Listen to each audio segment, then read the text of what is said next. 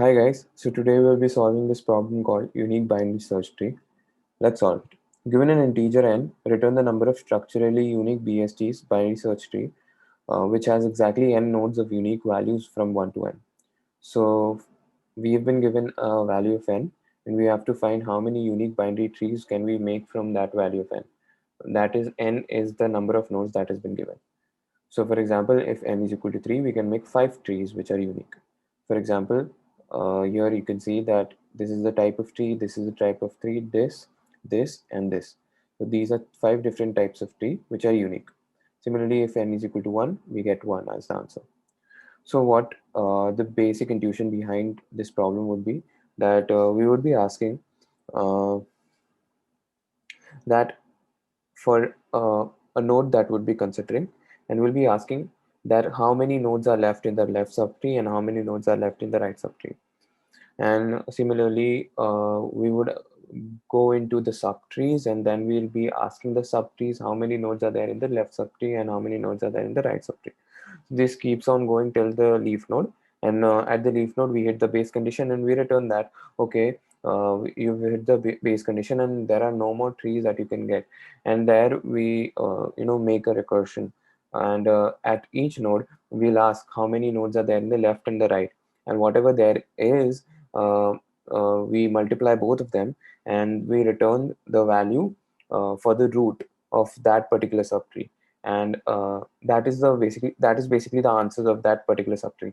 So this is what we'll be doing, and this is the basic intuition behind the recursion, but we'll be implementing it by dynamic programming just to increase the speed, and basically to be more efficient. And as we have already calculated some of the answers which are in the left subtree or the right subtree. For example, in the left subtree you have got an answer of n equal to 2. You would not want to calculate it again, and you would want to repeat it.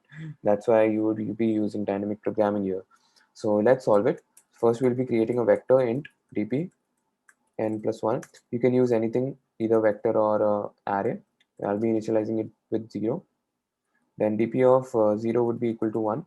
That is, we know that if n is equal to 1, then we have only one unique binary tree is possible.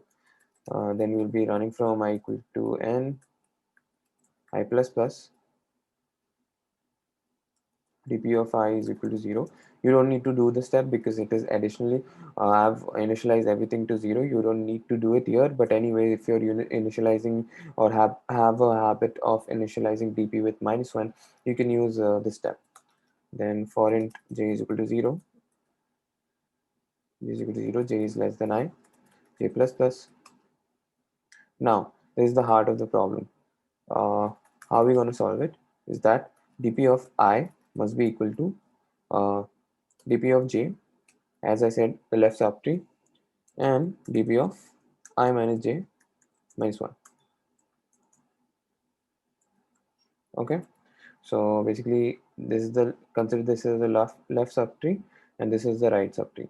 Basically number of elements that are there in j, and number of unique trees that are possible with n is equal to j, and number of elements which are a number of unique bsts which are possible when we have I minus j minus 1. Minus 1 because we consider root twice, therefore we need to consider only once the root, therefore we have minus 1 there. And I minus j is because we are calculating the rest of the trees, number of nodes which are there in that. uh, this works. Now let's return dp of n. Okay, this will give us the answer. Let's run the code if to see everything is working fine. Yeah, that works. Yeah, all right. So I hope you guys understood the problem. It's a basic dynamic programming implementation, and do solve it. It's been asked in a lot of companies, you can see. So do solve it. Thank you.